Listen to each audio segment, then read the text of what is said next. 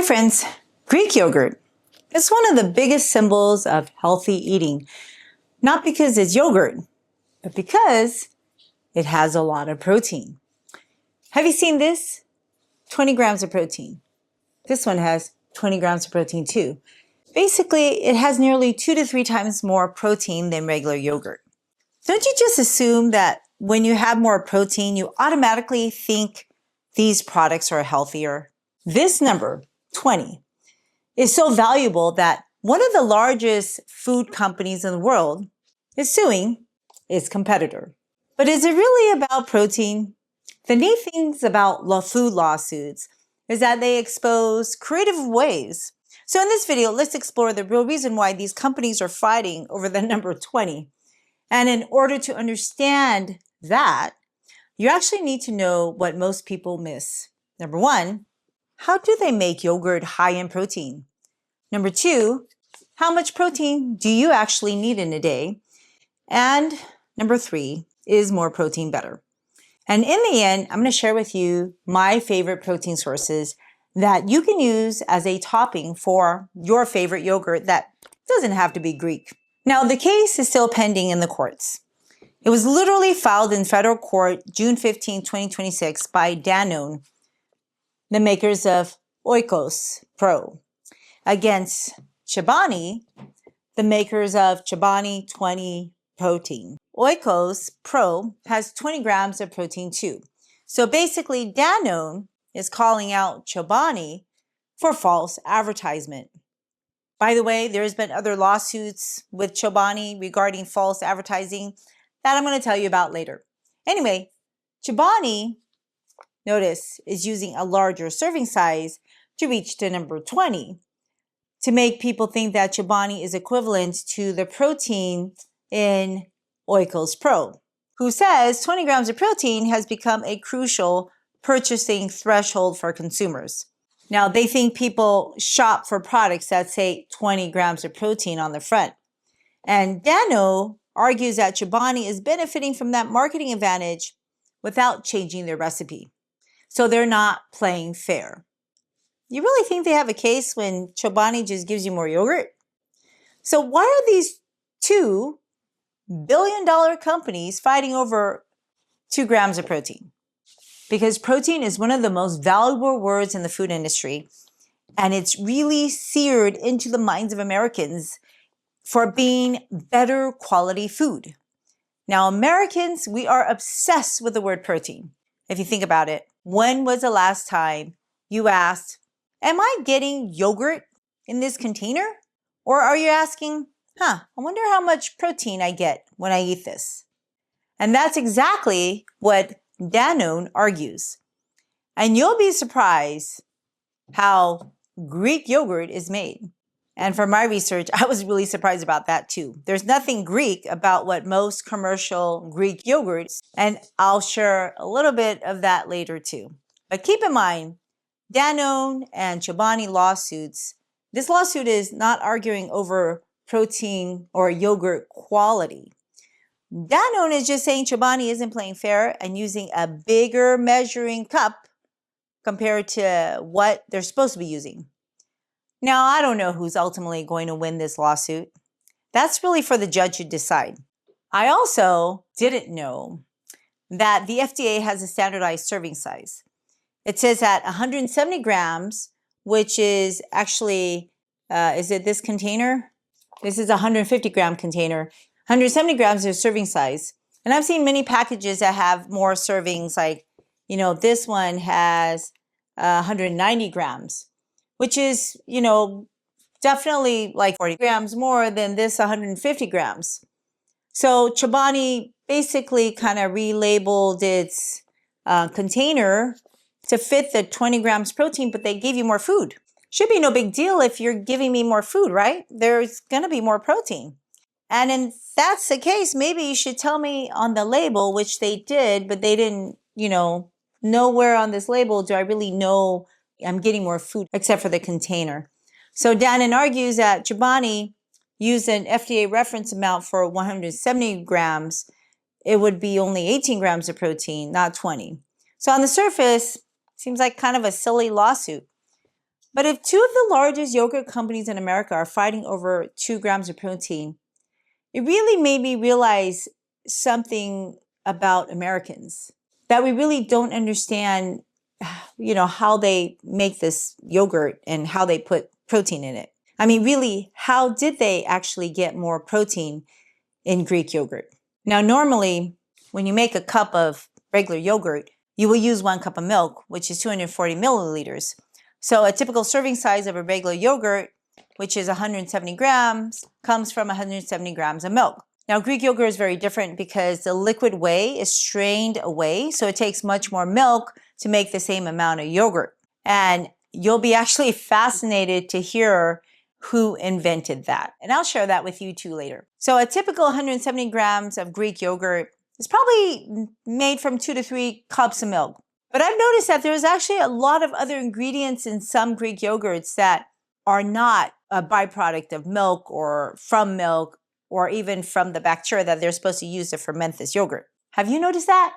So apparently the commercialized Greek yogurts, they don't actually make yogurt the traditional ways. And this is where modern chemistry comes in.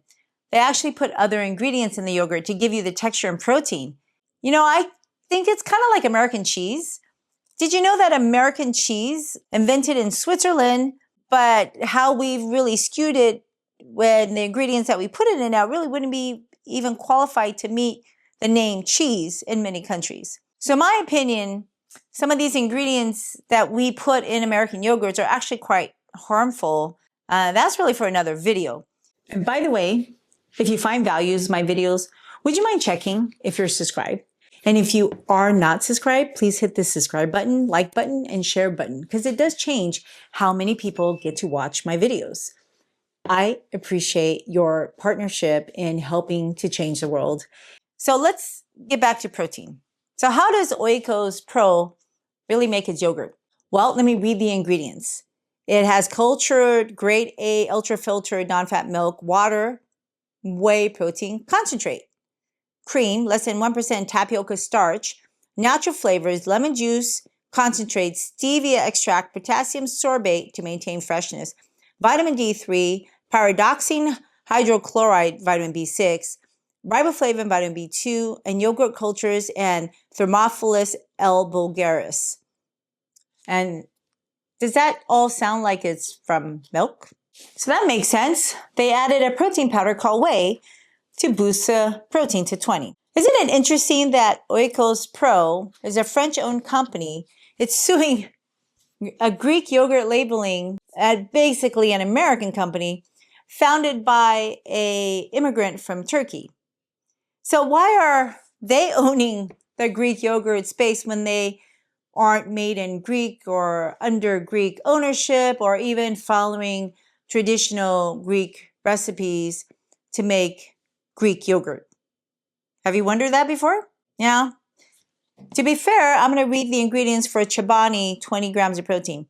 Cultured low-fat milk, water, mangoes, it is mango flavored.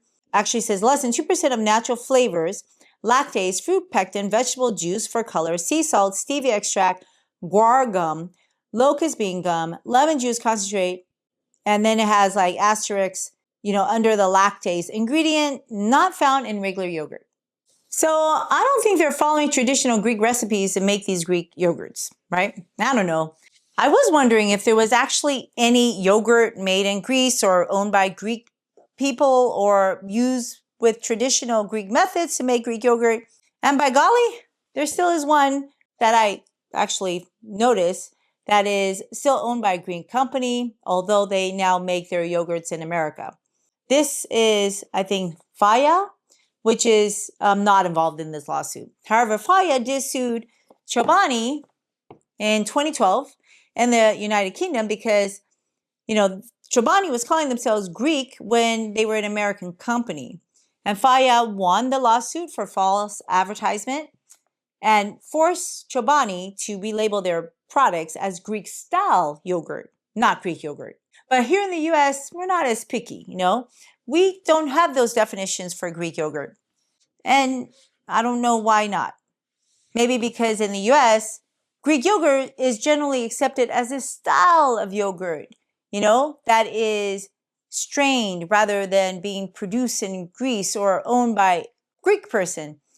That's why all these brands, no matter what they put in it, whether it's Chobani or Oikos or Dannon or Kirkland or Trader Joe's, they can call themselves a Greek yogurt, even though they may be an American product using American milk from Wisconsin or Idaho and not using traditional Greek ways to make Greek yogurt. It's interesting how Chobani keeps getting themselves involved in lawsuits over like a war of words, or I guess in this case, numbers. Last video I talked about the word sugar, and now it's protein, 20 grams of protein. So again, why does America have this obsession with protein? We're also worried that we have a deficiency in protein. And as a practicing physician for nearly 30 years, I've seen literally tens of thousands of people, and some with really rare diseases because I'm a super specialist. But I have never in my entire career ever seen or heard of a case by my colleagues, and I've met hundreds of physicians, they have never come across or even have read a case report of a person who was protein deficient. Now, granted, we all see thousands of people who are malnourished for multiple different reasons, including protein, that require tube feeds or maybe chronic, intravenous, lifelong nutrition. But these people aren't just protein deficient. They may not be absorbing any food or calories or micronutrients, or they're not missing parts and pieces of other micronutrients.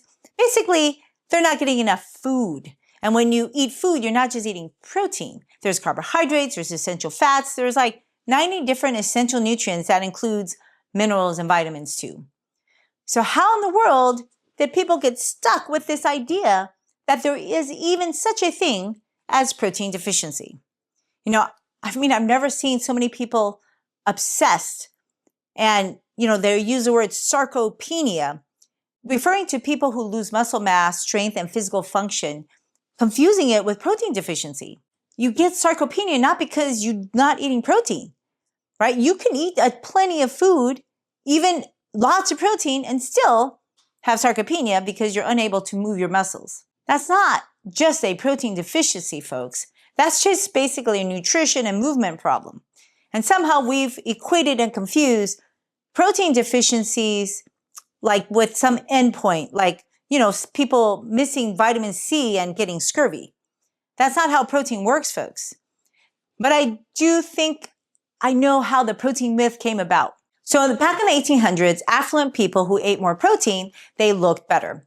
Basically, they had better food quality.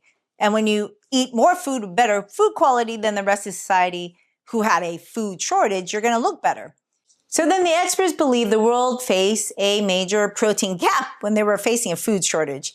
And they recommended more than twice the amount of protein advised for the last 70 years, with no science to back that.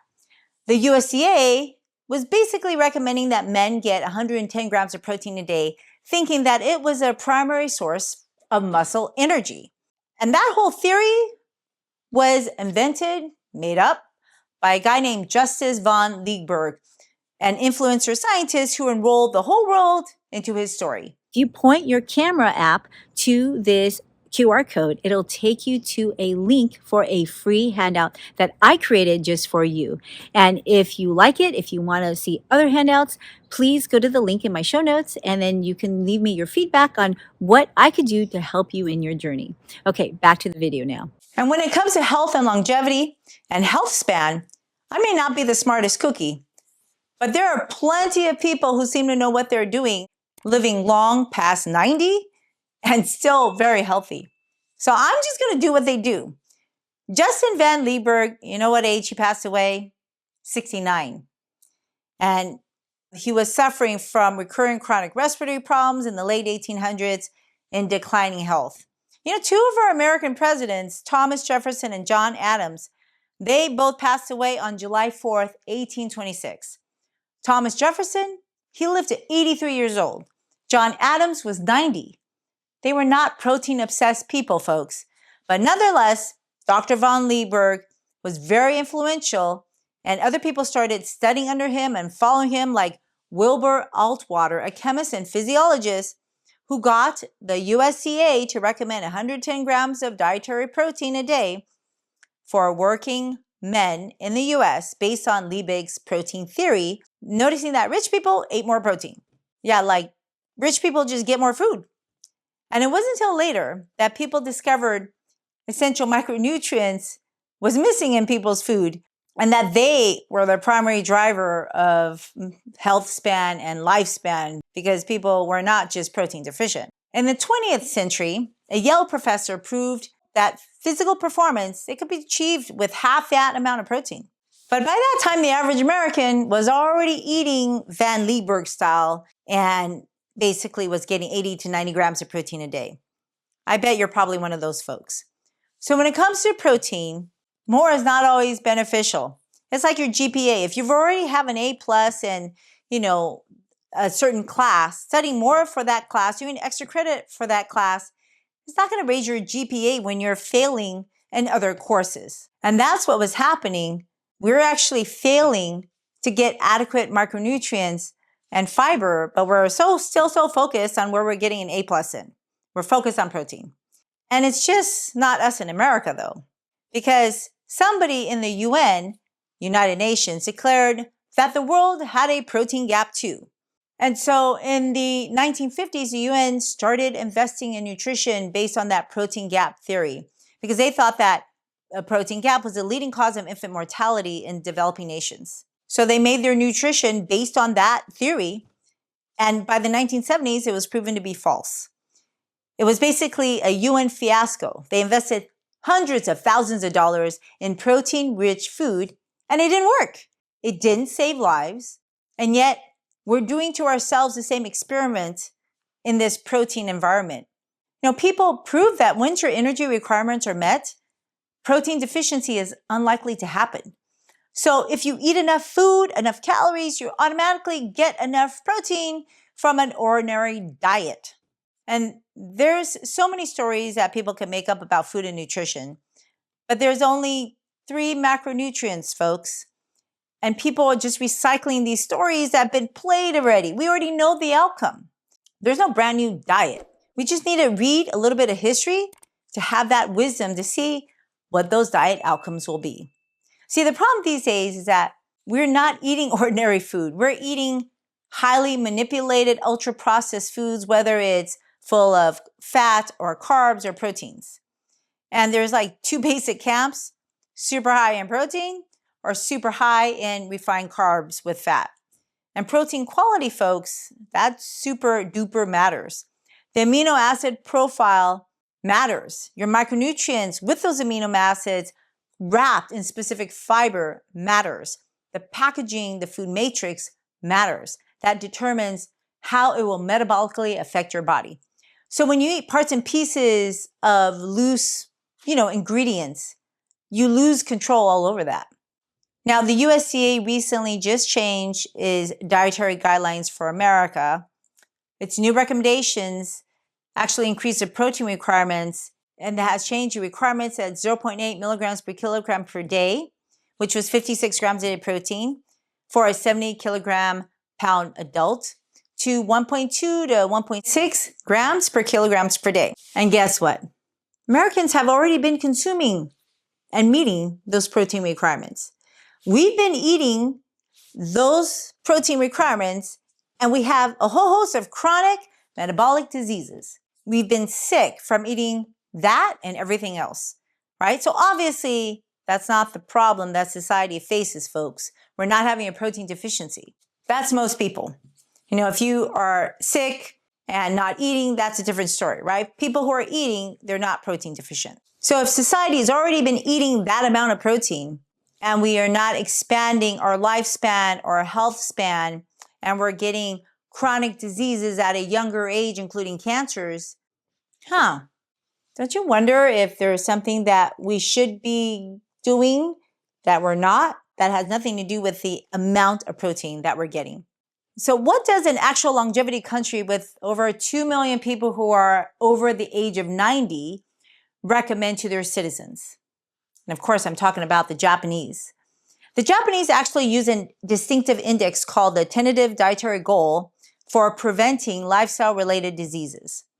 And they look at protein as a percentage of the total energy rather than grams per kilogram per day. So this is their recommendation on adults. If you're between age 18 and 49, 13 to 20% of your total energy should be from protein. If you're 50 to 64, 14 to 20% of your total energy should be from protein. If you're over 65, 15 to 20% of your total energy should be from protein. So percent of energy equals percent of total calories consumed. And the calculation is pretty straightforward. So a person eating 2,000 kilocalories a day who gets 15% of the energy from protein should be consuming 2,000 times 0.15, which is about 300 kilocalories from protein, which basically equates to roughly 75 grams of protein. Now remember, energy here is simply total dietary energy intake, which is the sum of all calories from protein, carbohydrates, and fat, including alcohol, consumed over a day. So this forces people to really take into account the amount of protein that they should be eating as a part of their overall total diet, as opposed to just eating the recommended amount of protein and then eating a whole bunch of other food and not regarding the ratio of how much junk food from fat and carbohydrates that they're eating. And honestly, I think it's actually better for America because we're not having a food shortage here, right? If we're trying to fix a ratio of foods, then we really should help people know the proportion of the foods that they're getting. So if you keep a certain ratio of proteins, then automatically you're just simply going to eat less junk food because junk food usually doesn't have a lot of protein. And I think this makes it simpler because then you don't need to know your body weight. You just need to understand food labels and portions and how much you're eating on your plate. And I think this is the most important reason why this has worked for Japan, which is less than 5% of obesity, which is miraculous considering that this nation has always known how to get people obese. I mean, they literally have been breeding sumo wrestlers for the last 1,500 years, folks, with sumo schools. So they know exactly how to make people gain weight and be athletic at the same time. And as people grow older, I think the hardest problem is that they just don't consume enough food. And there's many reasons for that. And because oftentimes people are lonely and they eat less healthy when they're lonely or they hardly eat. Now, I think I'm one of those hardly eating camps because when my family isn't around, I don't have the drive to get up and cook for just myself. Now, if you're a healthcare worker, I'm sure you remember learning about Kwashiorkor, a disease that we thought was all about protein deficiency. And yes, you know what I'm going to say. This isn't an isolated protein deficiency disease. Neither is sarcopenia. Now, I've never seen anybody who had protein deficiency. Like I said, I don't think anybody has. But I've seen thousands of people who have been malnourished and who are unable to or choose not to move and exercise. And these people, they don't just get swelling or enlarged fatty livers without some other source of something else happening, right? Unlike the children who are labeled Kwashiorkor. So it turns out that many of these children, they actually consume a similar amount of protein as other children who are malnourished with marasmus, a calorie deficient disease. Well, in 2013, scientists transplanted the gut bacteria from Malawian children with Kwashiorkor into germ-free mice. And guess what? Those mice develop features of Kwashiorkor, but only when they are fed the same nutrient-poor diet as the children who have Kwashiorkor. But when the mice's diet improved, the gut microbiome changed and many of the abnormalities corrected. This suggests that it's not just a diet problem. There's a diet plus an other factor, some abnormal gut microbiome that together was causing this disease in Kwashiorkor rather just in protein deficiency alone. And I know this goes against what so many of us learn, like thousands, tens of thousands, probably millions of healthcareers across the globe for decades. And I literally had a conversation with a doctor who swears that she saw Kwashiorkor kids in her old country. Now, if that is so, folks, you should write that up because even the person who discovered and named and coined the term Kwashiorkor, Dr. Cicely Delphine Williams, the original person who described the disease, she said that her description was incomplete.